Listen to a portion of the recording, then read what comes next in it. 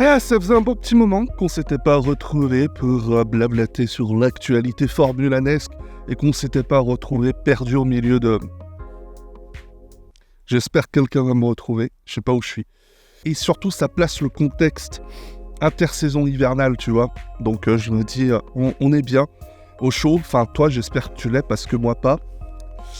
Pour commencer cette petite review de saison, un peu pilote par pilote, je me suis dit que j'allais tenter un petit peu d'aborder plusieurs angles à la fois. Et pour commencer, autant commencer par les trucs qui seront finalement des sujets plus ouverts à la discussion pour des polémiques. Disons des polémiques puisqu'on va parler du côté des rookies. Et particulièrement des rookies pour qui ça ne s'est pas très bien passé cette saison. Je pense que il n'y a personne autour de moi. Enfin, pour le moment, j'espère qu'on ne va pas me dégager. Mais il n'y a personne autour de moi, donc je pense pouvoir dire sans trop me risquer que Logan Sargent, Nyck De Vries, ça s'est pas très bien passé pour vous, les potes. Enfin, si vous me permettez de vous parler comme ça. Particulièrement pour Nyck De Vries, je commençais avec le pilote néerlandais parce que 10 Grands Prix et puis s'en va. Ça a été un parcours assez absurde. Le genre de truc qu'on n'a pas vu en Formule 1 depuis Sébastien Bourdais, peut-être, j'ose dire. De Vries arrive quand même avec pas mal d'attentes. C'était un pilote, ma foi, tout à fait capable, qu'on a vu évoluer dans les catégories inférieures, qui a mis un petit peu de temps à se développer. C'est pour ça qu'à l'époque, avec McLaren, finalement, ça n'avait pas trop marché. Il faisait partie de leur académie. McLaren l'a pas tant foutu à la porte, c'est juste qu'ils lui ont fait comprendre qu'ils n'avaient pas l'intention de lui donner sa chance en Formule 1 dans l'immédiat. Et il a préféré suivre sa voie de son côté, ce qui a peut-être pas été plus mal non plus. Ça l'a un petit peu libéré, laissé aller gagner le titre de Formule 2. Et outre cette saison 2019 qui n'était pas très compétitive, il avait montré des choses déjà extrêmement sympathiques en 2018, face à Russell, Albon et Norris. Il était dans ce petit groupe, donc on pouvait comprendre qu'il y avait une certaine attente autour de lui, de se dire c'est dommage qu'il ne soit pas en Formule 1. Il a eu sa chance, comme quoi faut pas laisser tomber la Formule 1. C'est quelque chose que j'ai beaucoup apprécié avec l'arrivée de De Vries. Ça a prouvé qu'on peut toujours y arriver, même quand la Formule 2 nous donne pas cette porte d'accès immédiate. Un petit peu d'espoir pour Felipe Drugovich, Frédéric Vesti ou Théo Pourchaire. Faut dire qu'après ce superbe Grand Prix de remplacement qu'il nous a fait chez Williams en 2022, il y avait pas mal d'attentes autour de lui, peut-être même beaucoup trop, j'ai trouvé, surtout dans le clan Helmut Marko qui du coup, c'est lui, il voulait son Nyck De Vries. Je me demande même s'il n'y avait pas un petit peu de « vas-y que je te le pique à Mercedes pour montrer que moi je peux foutre les pilotes en Formule 1 ». Je me demande s'il n'y avait pas un petit peu de ça. Quoi qu'il en soit, immédiatement, il y a eu des déclarations assez osées, j'ai trouvé, de dire qu'il s'attendait à ce que ce soit le meneur de AlphaTauri. Reléguant, j'ai trouvé de manière un petit peu irrespectueuse Yuki Tsunoda à un second rôle, puisque on en parlera pour Tsunoda, mais je trouvais que c'était assez injuste après une saison 2022 qui était pas mal de le couper tout de suite dans son élan. Et du coup, ça s'est pas bien passé pour De Vries. Il avait du mal, beaucoup de mal, particulièrement en rythme de course. En qualification, les écarts avec Tsunoda étaient, j'ose dire, tolérables pour un rookie. N'oublions pas que même s'il y a toute cette expérience de champion du monde de Formule 1, ça reste un pilote qui... comme je le disais, tout à fait capable, mais la Formule 1, c'est aussi un milieu où la transition est parfois assez difficile. On oublie que c'est pas juste qu'une question de pilotage et que c'est aussi une question de se mettre à l'aise dans l'équipe, de trouver des bons réglages. Et je pense que pour De Vries, c'est là vraiment que ça a pêché parce qu'on avait une AlphaTauri qui était une voiture extrêmement médiocre, en début de saison du moins, et De Vries qui n'y parvenait pas à extraire le maximum. Donc voilà, 3-4 dixièmes en moyenne d'écart avec Yuki. Je me disais que c'était pas mal, surtout que Yuki avait démontré qu'en qualification, sur les 2 dernières saisons, il pouvait être très proche de Gasly dans ses bons jours. Voilà, en rythme de course, c'était assez moche en général. Il s'effondrait. Les luttes en roue contre roue étaient rares et quand il y en avait, on le sentait pas du tout en confiance. Il y a eu notamment de façon assez remarquable de petits caca avec Kevin Magnussen au Canada et en Autriche. L'interrompre si rapidement, j'ai trouvé que c'était cruel. C'était cruel parce que c'était pas en temps justifié en soi. On peut se dire que le pilote avait encore une belle marge de progression. Il l'a démontré dans toutes les catégories où il est passé. Ceci étant dit, du point de vue de Red Bull, avec le recul qu'on n'avait peut-être pas l'an dernier, je comprends Christian Horner qui n'était pas du tout enthousiaste à l'idée de prendre De Vries dans l'académie, parce que c'est vrai qu'il apporte rien fondamentalement à l'image Red Bull en tant que telle. Il apportait rien, puisque c'était pas tant un jeune montant, on parle beaucoup du fait qu'il était justement plus très jeune. Donc il y avait assez peu de pertinence à l'idée de le promouvoir en Formule 1 du côté du clan Red Bull. Il y a eu des erreurs, il y a eu plein de choses qui pour moi justifient qu'on s'est dit allez, ça vaut même pas la peine de continuer, même si c'était très tôt dans le parcours. On s'est dit ça sert à rien de patienter pour lui. Et c'est peut-être tout l'inverse du cas de Logan Sargent chez Williams, qui vient d'être prolongé. La news est tombée maintenant.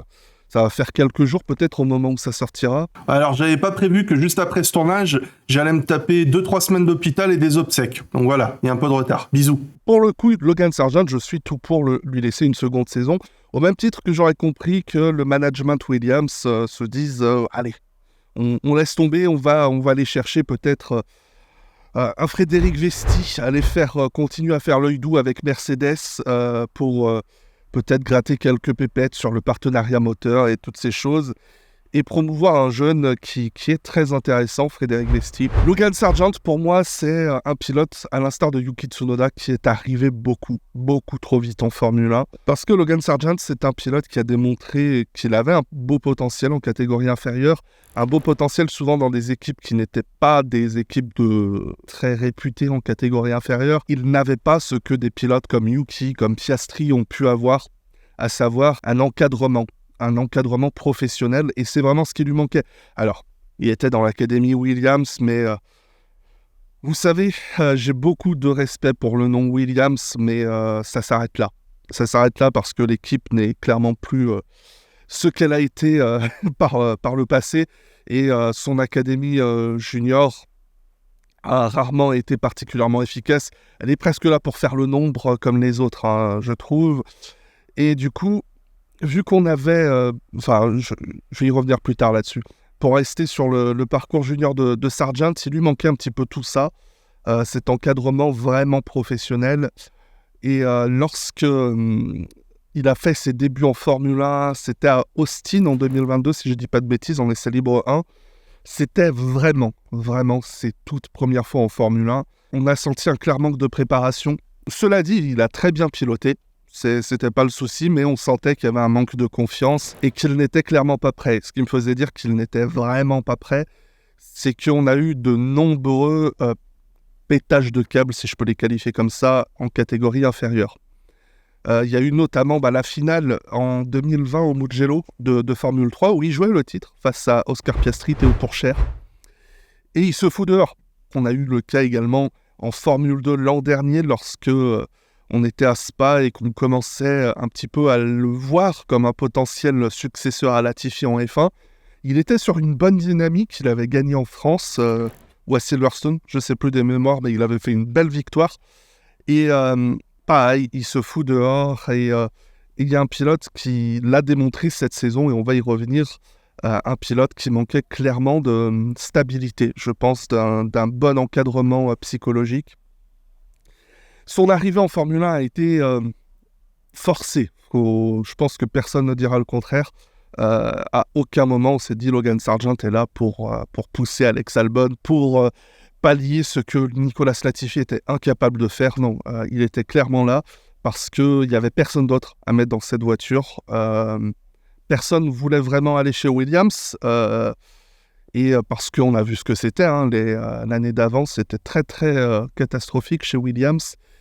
Et on n'avait vraiment personne de particulièrement intéressant. On s'est dit, autant promouvoir notre jeune de l'académie Williams. C'est un pilote américain, donc ça peut motiver un petit peu d'attention médiatique du côté de Dalton Castle. à la tête de Williams. Médiatiquement, c'est un fail parce que les Américains s'en tamponnent le coquillage de Logan Sargent. Et pour le déroulement de sa saison, je disais que pour moi, ce manque d'encadrement psychologique se ressent pas mal parce qu'on a eu une saison encéphalogramme très très très dynamique. On a eu une très bonne première course à Bahreïn. Il est dans les temps de Albon en rythme de course. Et globalement, ces rythmes de course sont très bons sur la saison. Quand on les compare à Albon, ce qui lui manque, c'est du rythme pur. Et quand il faut pousser la voiture, c'est là où il galère un peu. Mais sur un rythme de course global, il est pas mal. Donc c'est ce qui, je pense, a un peu motivé James Vowles à se dire on va lui laisser une nouvelle chance parce qu'il mérite, il y a un potentiel. Mais après cette bonne première course à Bahreïn, il y a eu une série de tête-à-queue crash en Arabie Saoudite. Et à partir de là, la confiance a chuté de manière assez importante. Quand il a retrouvé une voiture avec laquelle il était à l'aise à Silverstone, il est parti sur une très bonne dynamique, il a fini pas loin des points. Et ensuite, il y a eu ce crash à Zandvoort en Q3, sa première Q3. Au final, il avait fait l'essentiel du boulot, on dira. Mais quand même, je pense que ça l'a pas mal impacté. Le lendemain, en course, il y a eu ce nouveau crash qui apparemment était dû à un problème hydraulique. Donc là, il ne peut rien faire. Mais on a ressenti dès le Grand Prix suivant, à Monza, qu'on avait retrouvé un Sargent qui n'était plus en confiance. Et ça a continué avec des erreurs à droite à gauche, un rythme qui n'était pas bon.